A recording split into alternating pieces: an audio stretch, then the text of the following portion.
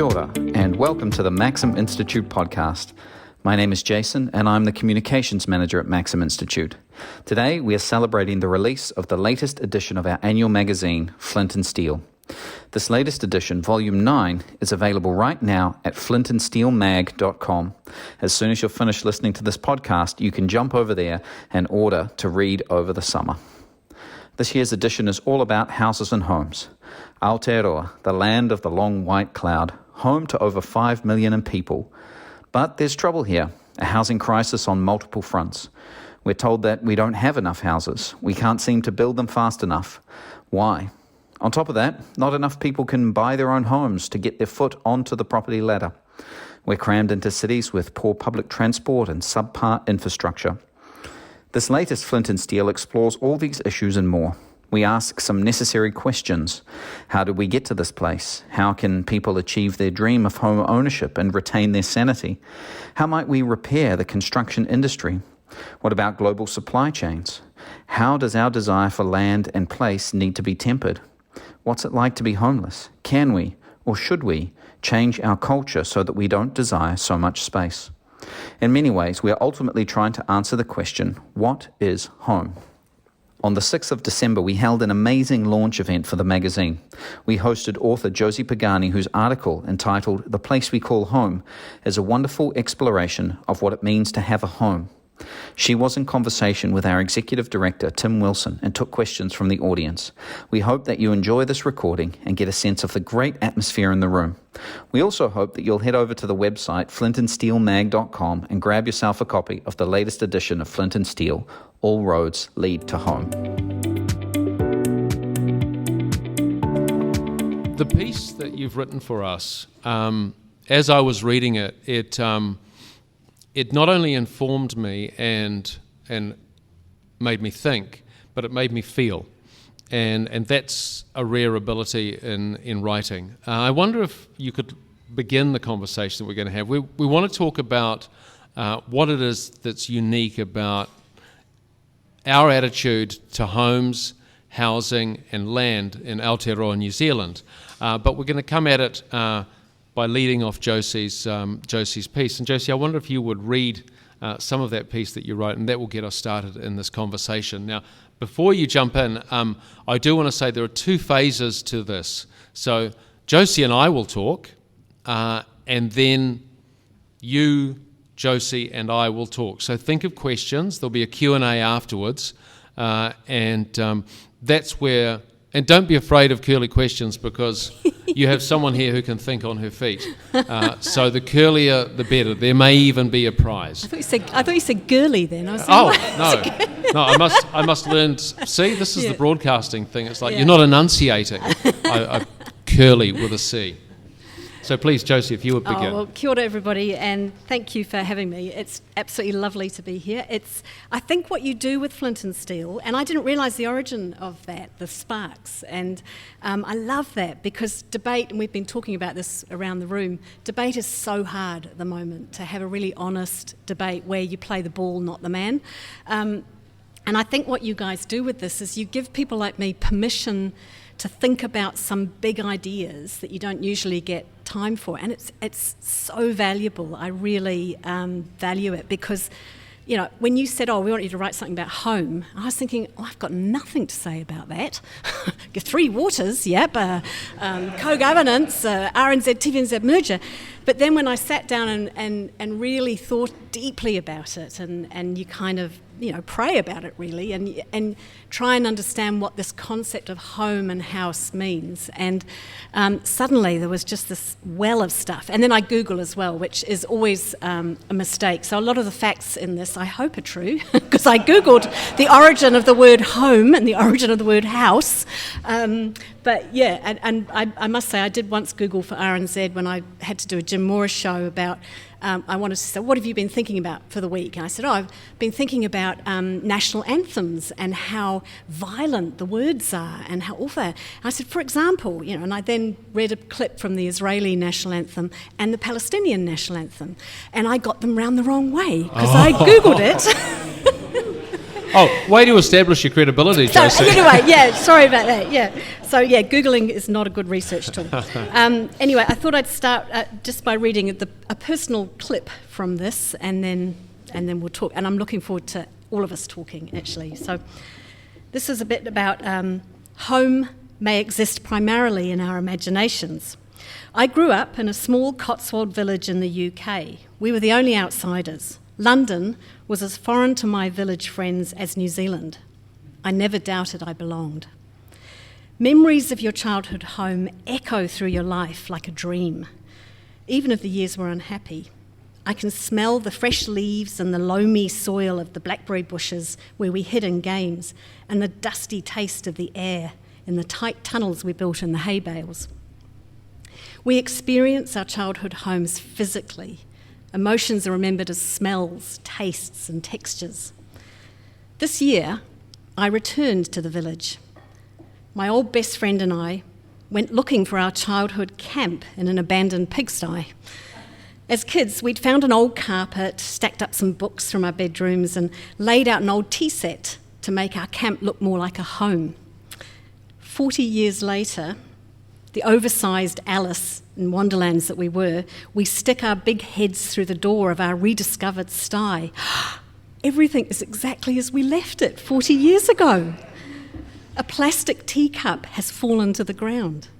Only the trees around the sty have grown around our memories. For a moment, I fantasise about buying back my old house. I could return home. But beware nostalgia. We come and we go from many homes in our lives. We leave a house, a town, a country, and each time we leave something of ourselves behind, while our homes follow us like shadows, just out of vision. You can't go back. If you must leave a place you've lived in and loved, and where all your yesteryears are buried deep, writes author Beryl Markham, leave it quickly. Never believe that an hour you remember is a better hour because it has passed. If you go back to an old home after the people are gone, you see what is not there anymore. I looked at my friend, still there with me. We walked away.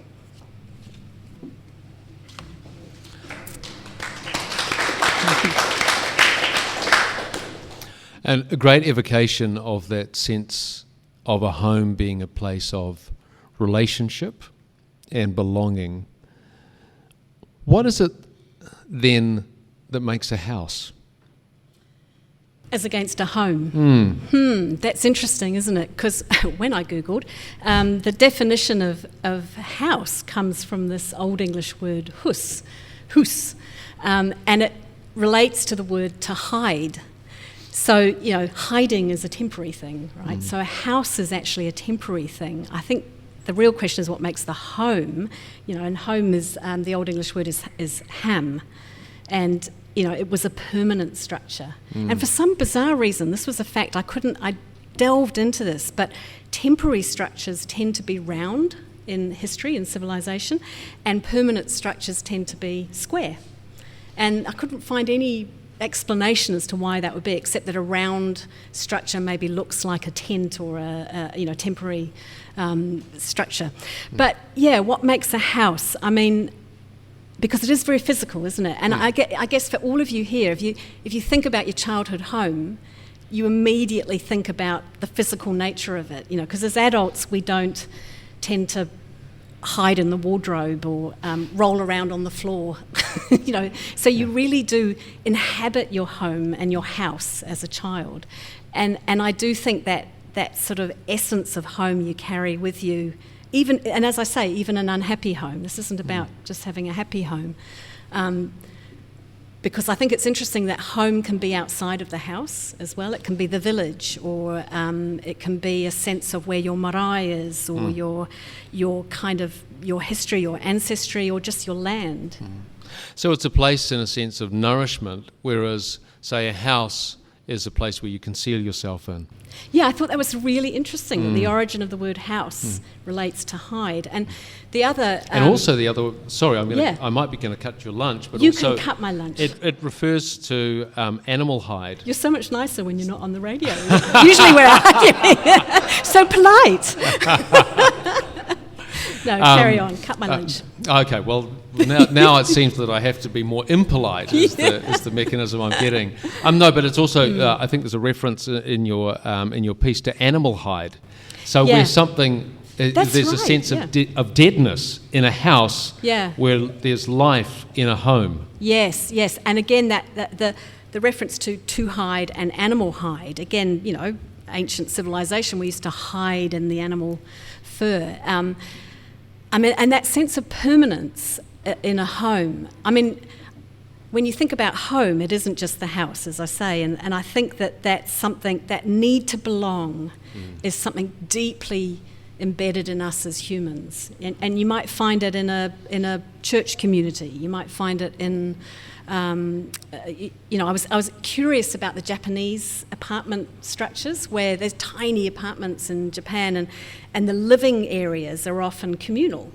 So you go back to sleep in your little home, but your real home is these communal areas that you share.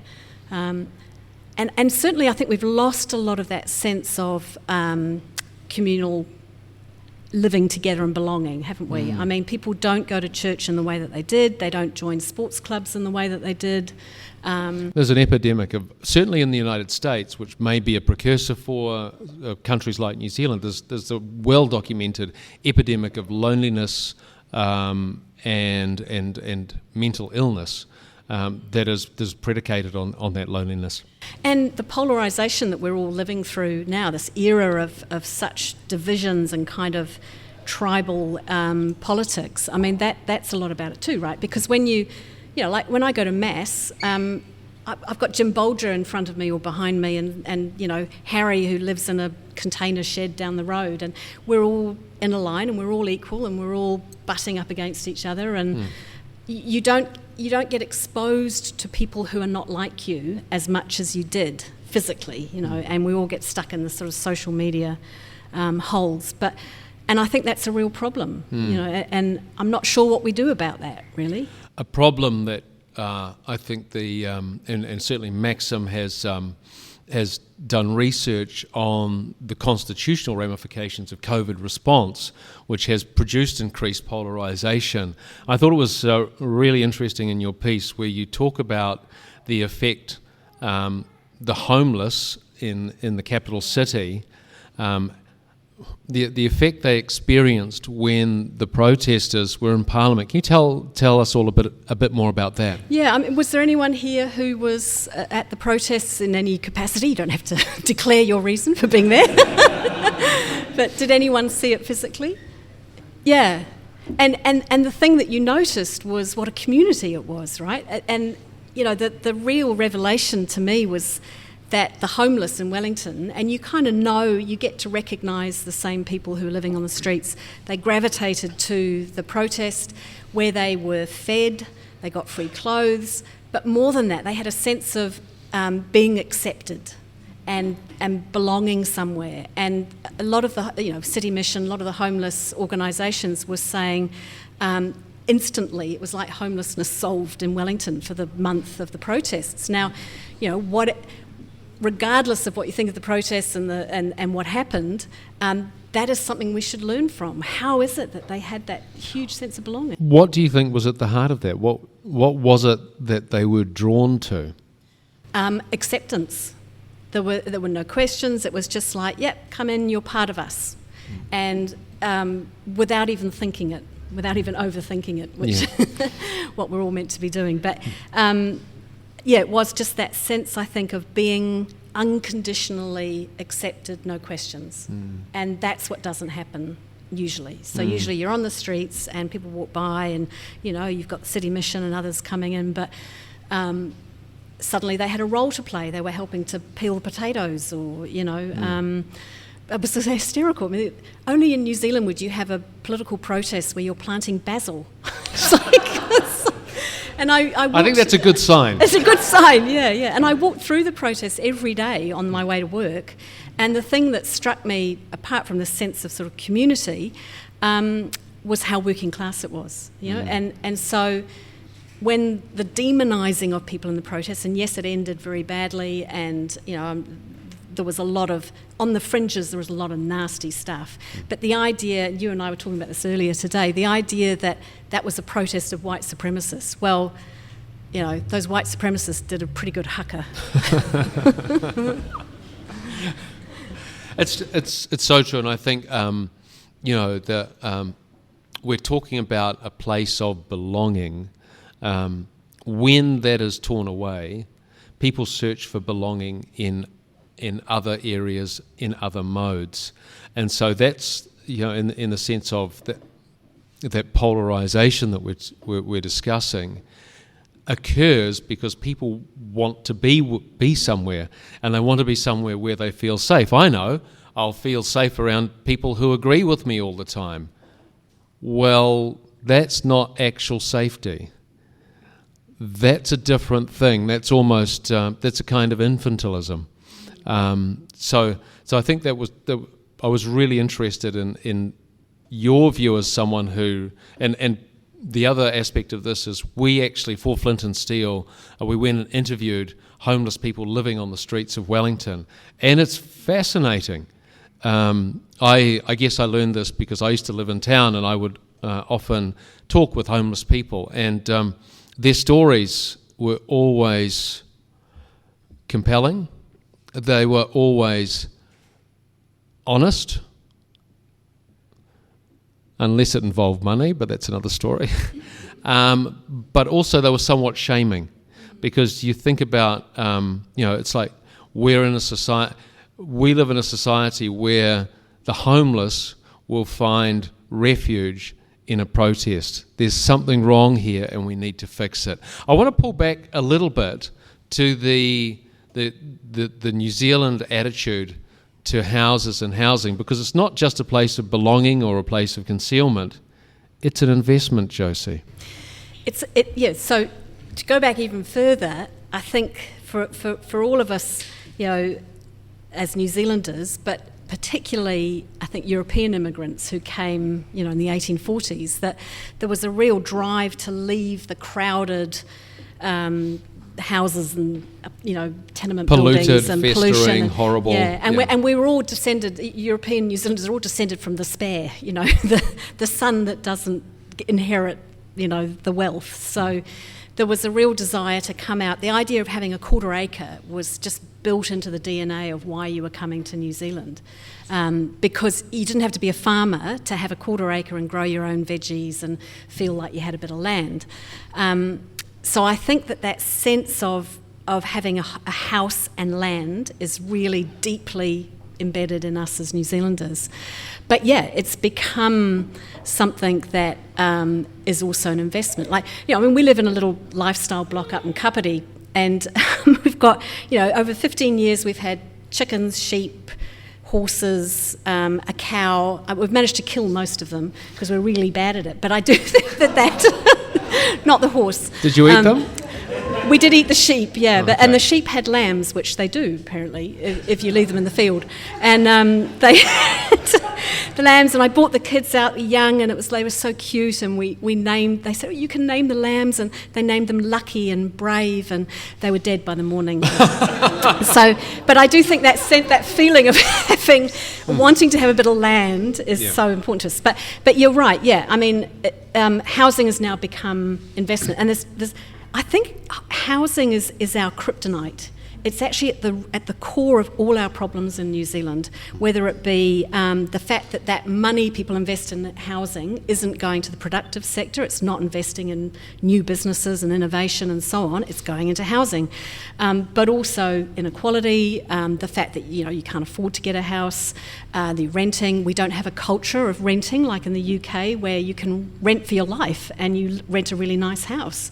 So, yeah, it is our kryptonite, and I think it's at the heart of all our problems. And the fact that, and you and I may disagree on this, but the fact that income from the profit of housing is not taxed, I think is a problem, because we're not treating all income the same. And so, you know, you're exacerbating the gap between those who own assets, or those who are at the top of the hill, and those trying to get up the hill. So we're actually penalising people who don't have assets. Well, I think there's, as I've seen in many people's lives, the way to get ahead is to buy a house and then to buy another house, and you compare the returns on the stock market with the inflation of house prices, and as Jason has noted in his Chaos of the Construction Industry, there are so many different. I mean, you look at the consent regulations, the amount of land available, etc. It's a hydra-headed beast, and we need to cut the heads off the hydra, perhaps progressively. That's so true, and I think part of the problem is successive governments, but particularly this government, they've had a real problem with, I think, problem definition around housing. So they came into government 2017 and went, right, Kiwi Build. Well, what's the problem that Kiwi Build is solving? Is it the lack of social housing? I mean, I think the waiting list for social housing has tripled since 2017. Since 2017. So was it social housing? Was it affordability? Was it the cost of rent? Which was it? Because all of those have different solutions, right? Yeah. So they tried to solve all of that with a really blunt tool which failed dismally, which was Kiwi Build. So that's the first thing. What is the problem in housing we're trying to solve? And let's do that. I think it's social housing. I think that would make a huge difference. So you're saying a program to build social housing in a way that, you see, I look at some of the Aotearoa, the new houses that are going up. They're bowling a lot of the apartments where we used to live in Onehunga and building new intensive apartments. And those places, they don't look like they're built with the notion of home in mind and community in mind. They're places for people to perch. We are really rubbish at architecture in New Zealand. Oh, is there any architects here? Just offended you. Stand up at once. Yeah, leave the room. But it's like whenever you go overseas, I don't know how you feel, but when I come back, first of all I think, wow, what a beautiful country I live in. It's so green. And then I think, what rubbish houses. You know, buildings, they look like a puff of wind would just blow them over. So I think that we don't have. You're right about the intensification. I think that's more of a problem of design and architecture. I think we're in danger of a real generation divide here. Of where if we don't let go of the quarter-acre dream, and have the option for that, but also do intensification, we're shutting a whole generation out of housing. Generation rent. And that's, look, I think that's a longer conversation than we'll have time for tonight. We'll do it on the huddle. We'll do it on the huddle, and once you're through with today, yeah, I'm almost through. And we'll be ruder to each other. Yeah. But I think there's definitely, I do certainly talk to say people under 40, which you may not think that's young. Some of you guys from the LDP, you'll think, what? That's old, come on. But I will, for the purposes of this discussion, say is young. And they have a strong sense of that I will never be able to own a house.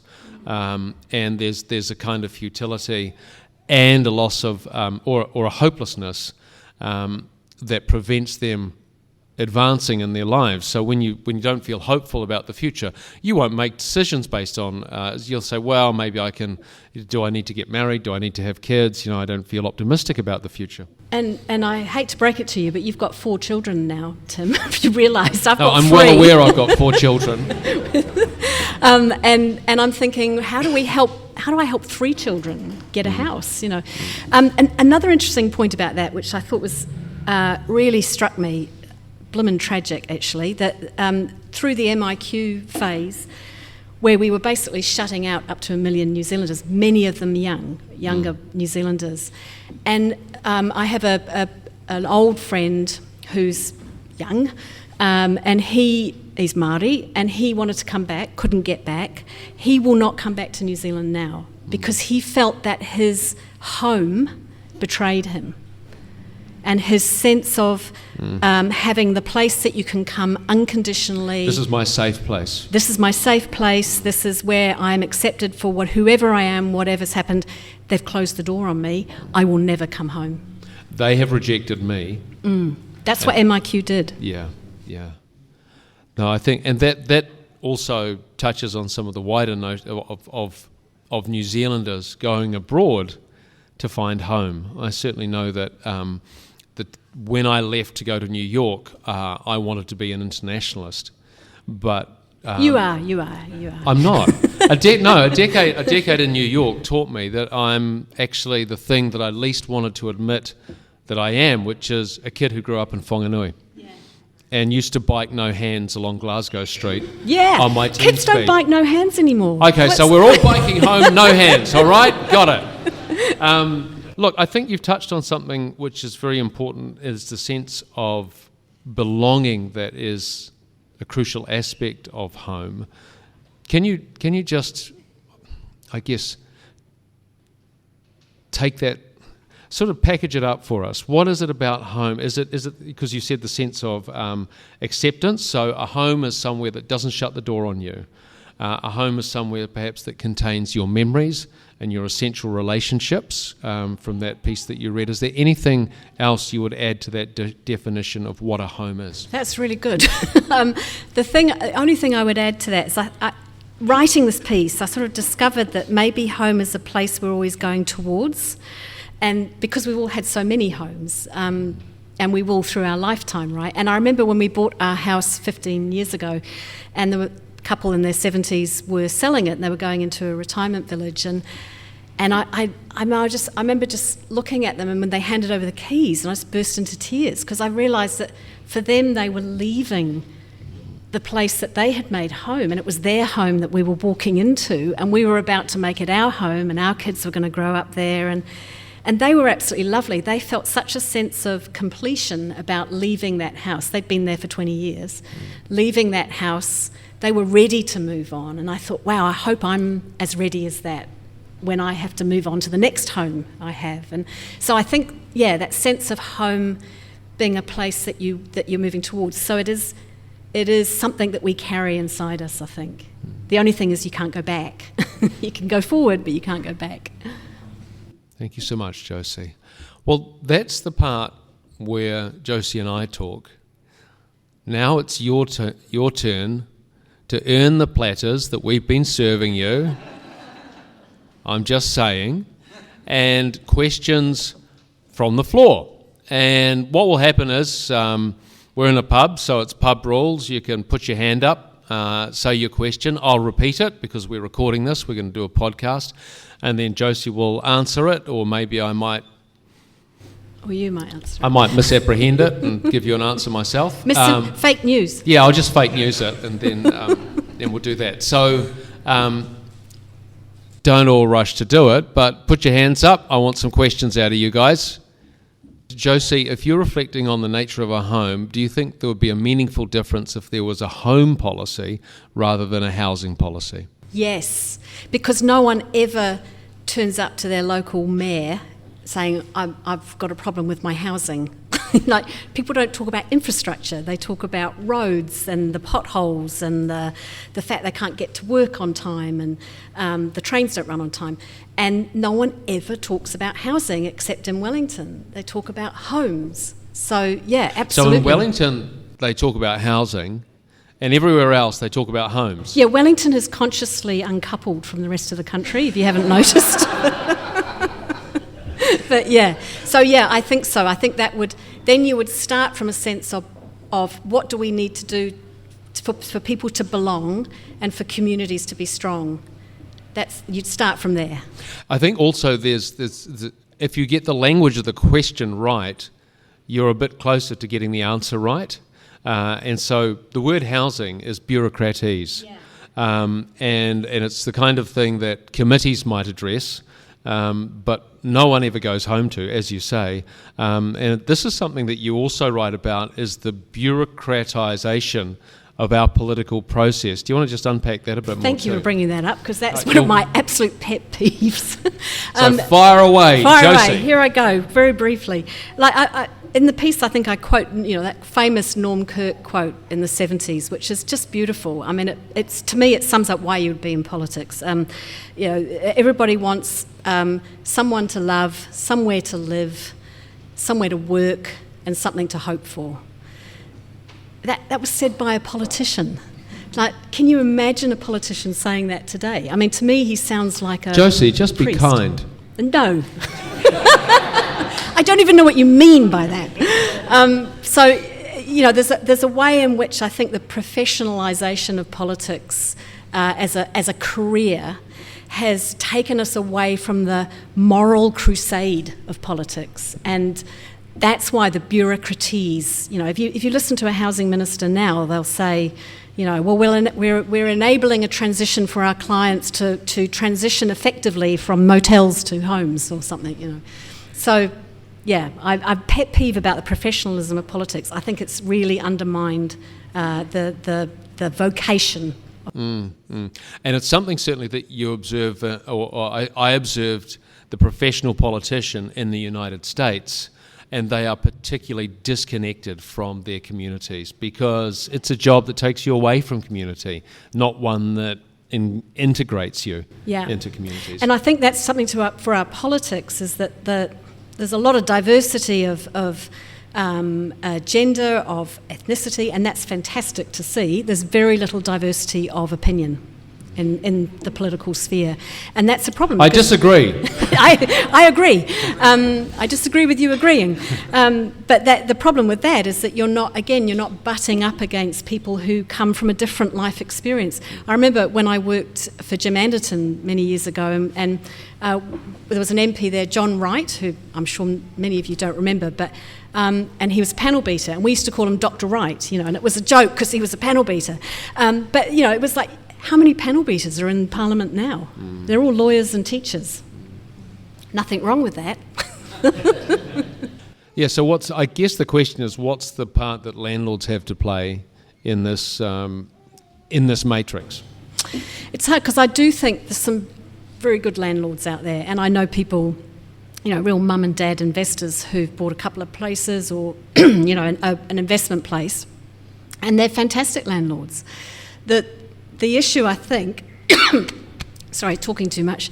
The issue is that we have a very bad housing stock, and if we don't have good housing stock and we don't have ways of maintaining that stock or regulating that stock, then people end up living in very unhealthy environments. Now, I don't agree. I know, I can tell what you're thinking. I don't agree with the idea of the sort of warrant of fitness for houses, because I know that most of the houses I've lived in and gone overseas and we've rented them out are perfectly livable, but they would not have passed the strict kind of, it has to be insulated, it has to this, that and the other. But I do accept that there is a problem with the rental stock that we have on compared to other countries.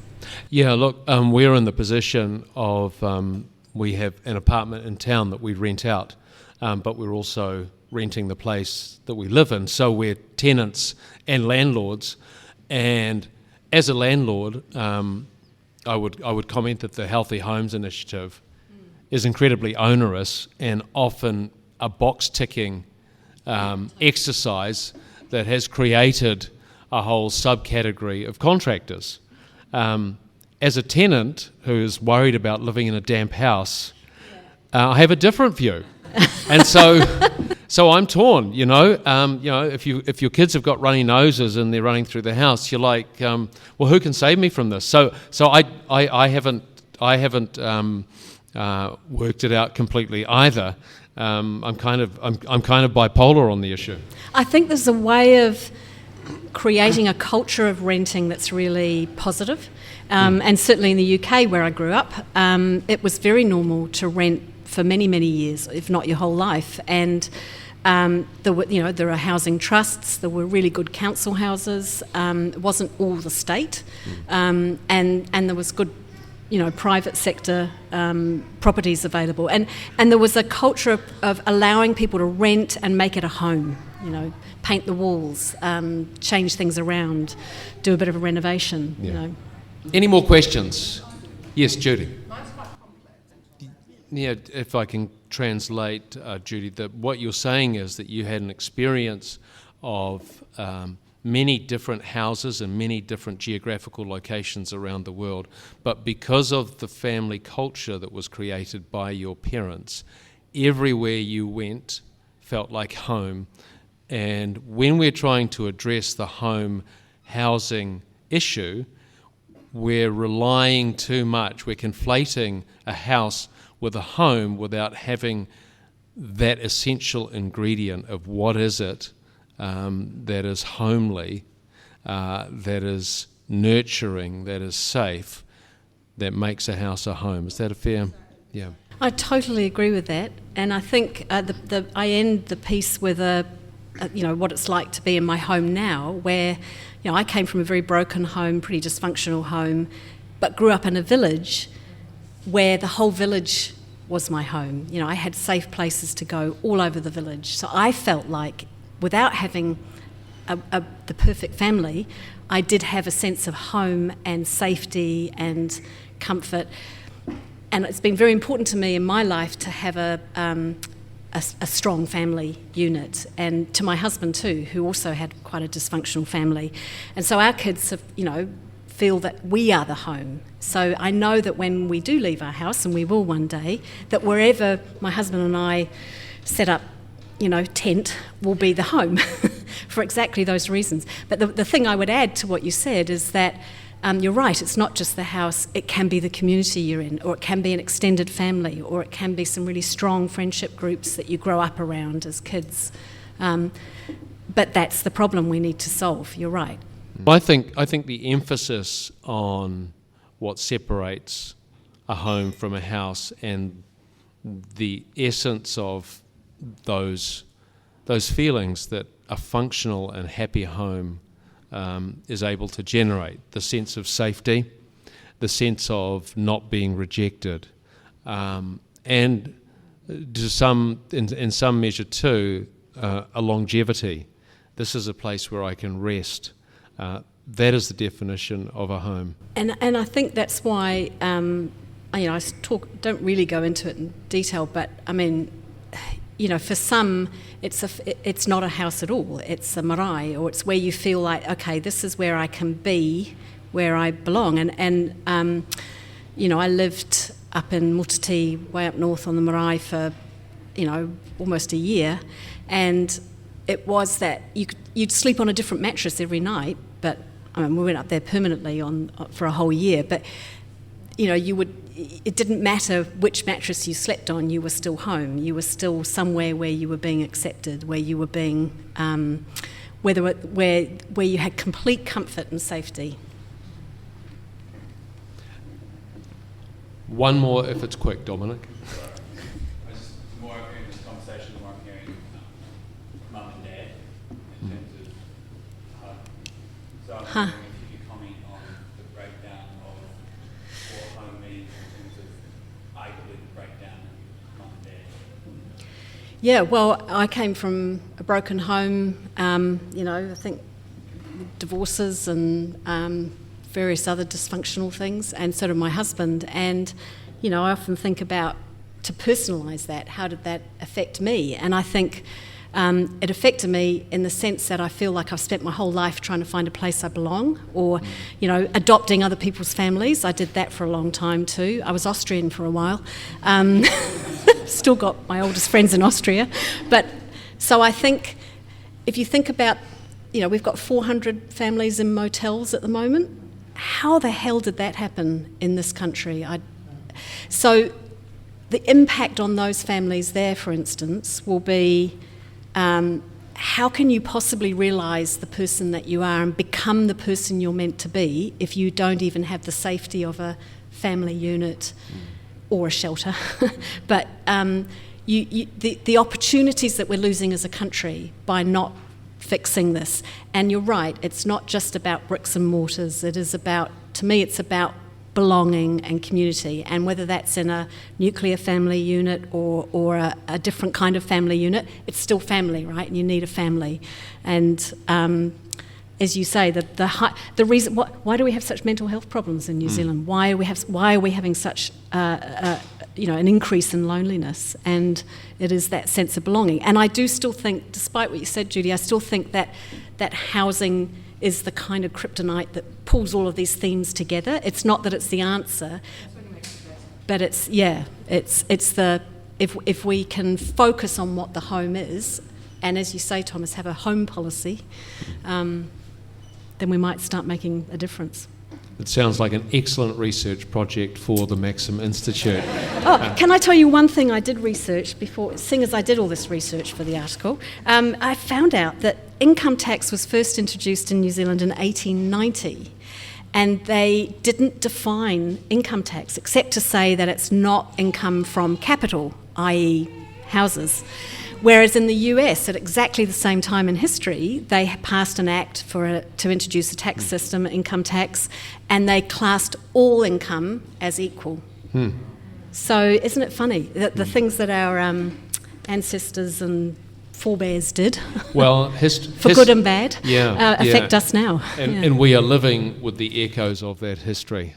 So Josie, Pagani, I want to thank you for this conversation. You have been challenging, you have been reflective, you've been honest with us and often vulnerable, and that takes courage. So put your hands together for Josie and yourselves. Thanks for listening to the Maxim Institute podcast. If you'd like to hear more from us and keep up with the rest of our research and analysis of politics and policy in New Zealand, you can sign up on the homepage of our website to get our monthly forum email and invitations to future Maxim Institute events. You can search and subscribe to us on Apple Podcasts, Stitcher, or wherever you get your podcasts. From the team at Maxim, Aotearoa, goodbye for now.